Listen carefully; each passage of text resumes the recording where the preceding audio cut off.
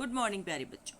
कल हमने हमारा पाठ भाषा और व्याकरण प्रारंभ किया था, जिसमें हमने जाना था कि भाषा भावों और विचारों को व्यक्त करने का एकमात्र साधन है और सिर्फ मनुष्य को ही भगवान ने ये शक्ति दी है कि वो अपनी बात को बोलकर समझा सकता है। हमने भाषा की परिभाषा जानी थी कि वे ध्वनि चिन्ह जिनके माध्यम से मनुष्य अपने भावों और विचारों को व्यक्त करता है भाषा कहलाती है।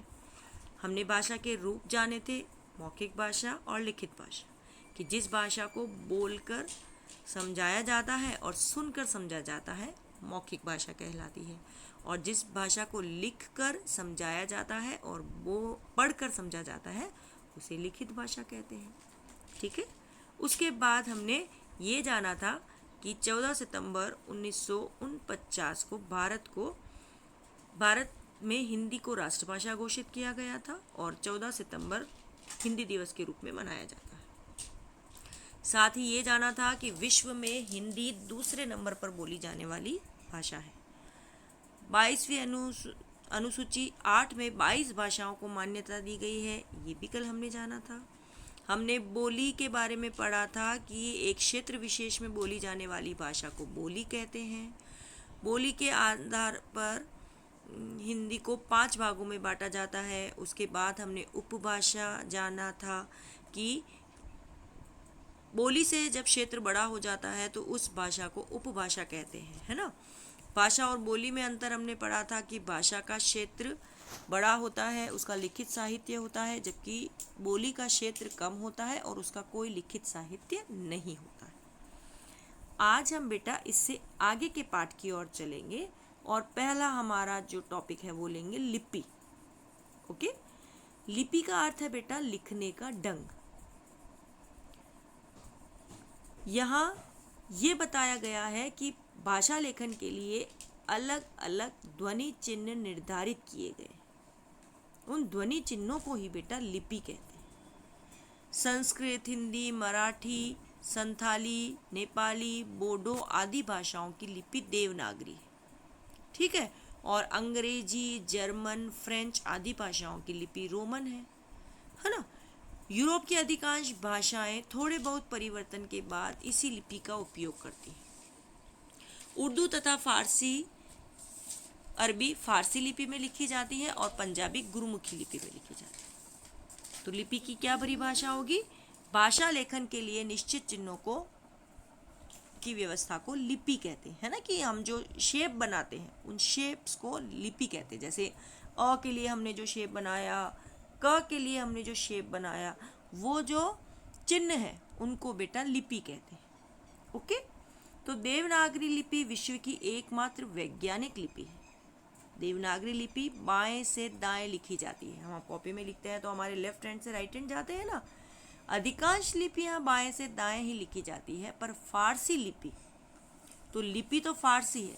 अब आ जाए कि कौन सी भाषाएं दाएं से बाएं लिखी जाती है, तो हम उर्दू और अरबी लिख सकते हैं। लेकिन जब लिपि पूछा जाए तो कौन सी लिपि है? फारसी।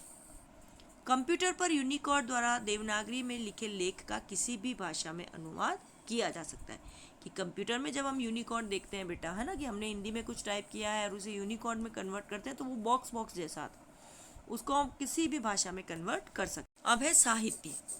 प्रत्येक भाषा में ज्ञान का अथाह भंडार होता है, जो पीढ़ी से पीढ़ी, मतलब एक जो पीढ़ी के लोग होते हैं उनसे अगली पीढ़ी तक कंटिन्यूटी में चलता रहता है। उसी ज्ञान को बेटा साहित्य कहते हैं, है ना। कि ज्ञान के संचित कोश को साहित्य कहते हैं। और साहित्य 2 प्रकार का होता है, गद्य साहित्य और पद्य साहित्य। गद्य साहित्य में साहित्यकार सामान्य रूप से बोलचाल की भाषा में, जैसे हम कन्वर्सेशन करते हैं ना, उसमें अपनी रचनाएं लिखते हैं, जैसे कहानी, उपन्यास, नाटक, निबंध, पत्र, है ना, संस्मरण, ओके, अनुच्छेद आदि। जैसे मुंशी प्रेमचंद बहुत अच्छे लेखक हैं, है ना। उनकी कहानी है गोदान, महादेवी वर्मा की कहानी गिल्लू, जयशंकर प्रसाद की ध्रुव स्वामिनी उनका नाटक, है ना। तो ये गद्य साहित्य है। दूसरा होता है बेटा पद्य साहित्य, जिसमें तुकबंदी या कविताओं के माध्यम से साहित्य रचा जाता है। तो पद्य साहित्य में कहानी नहीं, कविता और गीत, छंद, चौपाई, सोरठा, ये सारे आते हैं। अब जैसे बिहारी, इनकी सतसई रचना प्रसिद्ध है। तुलसीदास की रामचरितमानस महाकाव्य है। कबीरदास, है ना, बीजक, इनके दोहे जो हैं बीजक में संग्रहित हैं। ओके, तो कहानी, कविता, ये अलग अलग साहित्य में आते हैं। कहानी जो लिखी जाएगी वो गद्य साहित्य में, और कविताएं जो है वो पद्य साहित्य में। ओके, भाषा एवं व्याकरण। भाषा और भावों को है ना, भावों और विचारों को अभिव्यक्त जो करता है वो भाषा है। और भाषा जो है वो हमारे भावों को आकार देती है बेटा, कि मैं कुछ सोच रही हूँ, मुझे तुम्हें कुछ बताना है, तो मैं किसकी हेल्प लूंगी? भाषा की है। लेकिन यदि मेरी भाषा ही गड़बड़ हो, है ना, वो मैं जब बोलूँ वो तुम्हें ना तो अर्थ समझा सके, ना मेरे मन के भावों को समझा सके, तो उसका बोलने का कोई भी मतलब नहीं रह जाता। ओके, तो भाषा जो हम बोलते हैं वो एक व्यवस्थित तरीके से बोले जाना जरूरी है, कि उसका बिगड़ा रूप लोगों के सामने ना आए, एक जमा जमाया व्यवस्थित रूप लोगों के समक्ष आए। लेकिन ऐसी व्यवस्था बनाएगा, है ना, तो भाषा की व्यवस्था को बनाए रखने के लिए ही व्याकरण का प्रयोग किया जाता है, कि व्याकरण वह साधन है जो भाषा की व्यवस्था को बनाता है। ओके, तो व्याकरण द्वारा ही भाषा को लिखने, पढ़ने, बोलने और समझने के तरीके समझाए जाते हैं, कि इसका सही प्रोनाउंसिएशन ये है, इसको ऐसे सही लिखा जाता है, इसको ऐसे से पढ़ा जाता है। ओके, तो भाषा की व्यवस्थित समझ के लिए व्याकरण पढ़ना बहुत ज़रूरी, इसलिए हम आप लोगों को व्याकरण पढ़ाते हैं। तो भाषा के शुद्ध रूप संबंधी नियमों का ज्ञान कराने वाला शास्त्र क्या कहलाता है बेटा? व्याकरण।